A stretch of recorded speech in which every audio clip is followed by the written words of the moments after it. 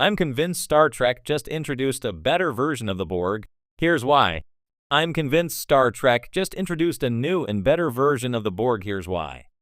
The Star Trek universe is loaded with hostile alien races, but few are as terrifying as the Borg, and for good reason. They defeat you by assimilating you into their collective.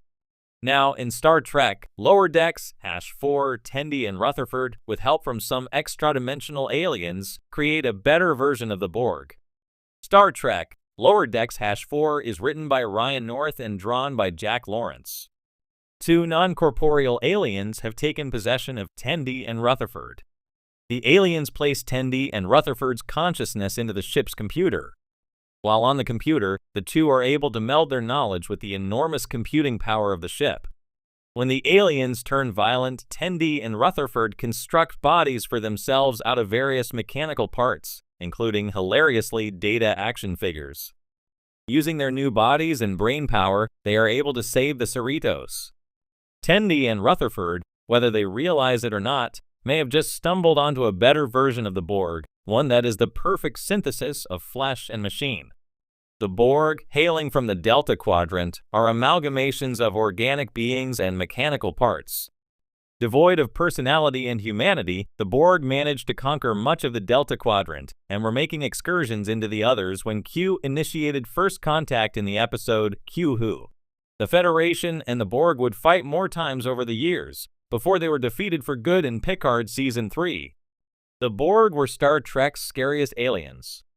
Before Q placed the Enterprise in the Borg's path, he told Picard there were species in the galaxy unlike anything he had seen before, and he was right. All of Star Trek's other enemy races, such as the Klingons or the Romulans, could be reasoned with. These races were not monoliths, and there was a diversity of thought. Not so with the Borg. The Borg are one as the assimilation process robs a person of their individuality. They are given a designation and become one of the many. Not all cyborgs in the Star Trek universe are evil. Star Trek has depicted over the years other races that also walk the line between machine and human. In the first season of Star Trek, The Next Generation, fans met the Biners. These diminutive humanoid aliens, who work and live in pairs, are all wired to a central computer on their homeworld. They do not have names like humans do, and when not communicating with other species, they speak in code. In their first appearance, the Biners attempt to hijack the Enterprise's computers to save their planet. The Biners would later appear in Season 4 of Star Trek, Lower Decks. The Star Trek franchise has also shown the Federation and other Alpha/Beta Quadrant powers engaged in cybernetic research of their own. The Federation has a cybernetics research division, as seen in Picard Season 1. Starfleet personnel also have cybernetic components.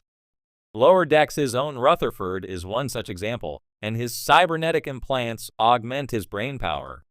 They also, as seen in Lower Decks' finale, regulate his emotional state as well. Rutherford received his implants after an accident, raising questions about disability and accessibility at that time.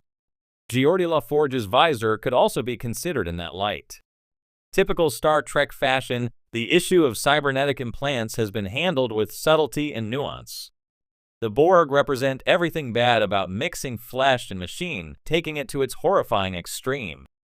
Even though the Borg's origin has never been revealed, they are still a cautionary tale about the evils of cybernetics. The Federation, on the other hand, seeks a harmonious balance between the two, and they have had great success in this area. Rutherford exemplifies this approach. His cybernetic implants enhance the quality of his life, rather than turning him into an unfeeling automaton. For decades, Star Trek fans have both feared and revered the Borg. The cold, relentless collective with their mantra of resistance is futile has long stood as the ultimate antagonist in the Star Trek universe, a hive mind stripping individuality in favor of cold efficiency and assimilation. But as much as the Borg have been the go-to existential threat for the next generation, Voyager, and even Picard, recent developments in Star Trek canon suggest that the franchise may have quietly introduced a new antagonist or concept that not only surpasses the Borg in menace and thematic richness, but also breathes fresh life into Star Trek's core philosophical debates. And I'm convinced this new force, whether you're calling them the temporal synapse, as dubbed in some circles, or simply the convergence from Star Trek Legacy, is a better version of the Borg. Here's why. 1. Evolution beyond assimilation. The Borg were terrifying because of their method of assimilation, a biological and technological fusion where individuals were converted into drones and fed into the collective consciousness. But their approach had a flaw: brute force. They often failed when creativity, unpredictability, or non-linearity were introduced into a situation. Enter the Convergence, a new entity introduced in the post-Picard era, seemingly born from a future timeline where not only biology and technology merge, but so does time itself. Instead of simply assimilating individuals, the Convergence integrates entire timelines, converging realities, memories, and alternate selves into a singular, layered consciousness.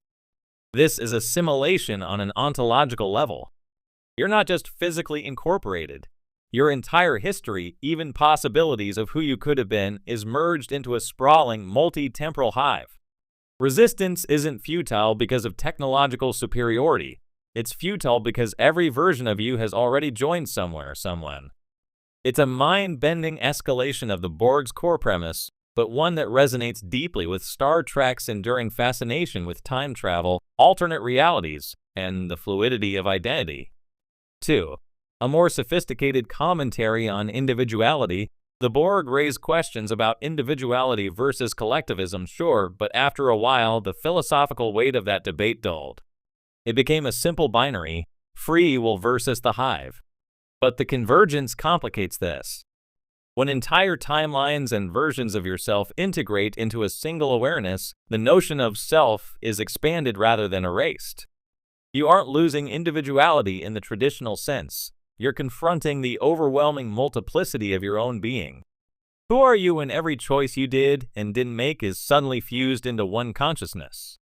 This elevates the thematic conversation from basic collectivism to something more nuanced: the fluidity of identity in a multiversal, nonlinear reality. The Convergence isn't stripping individuality, it's dissolving the barriers between your many selves.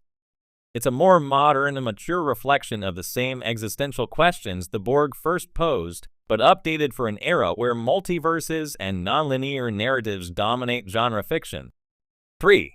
They force the Federation to confront its own ideals. Perhaps what makes the Convergence superior to the Borg as an antagonist is how it challenges the Federation's ideals. The Borg were always the other, alien, distant, and clearly antagonistic. The Federation could easily position themselves as the defenders of individuality, liberty, and choice. But with the Convergence, the line blurs. Many Federation officers willingly join, seduced not by coercion but by the promise of perfect understanding, peace through complete knowledge, and the end of regret. Imagine a Starfleet captain, haunted by tactical mistakes or personal tragedies, finding solace in a consciousness where every possible version of them reconciles into unity. This challenges the Federation's bedrock value of individual agency in ways the Borg never could. It forces a reckoning. Is identity about choice or about acceptance of every path one could take? 4. It's simply more terrifying.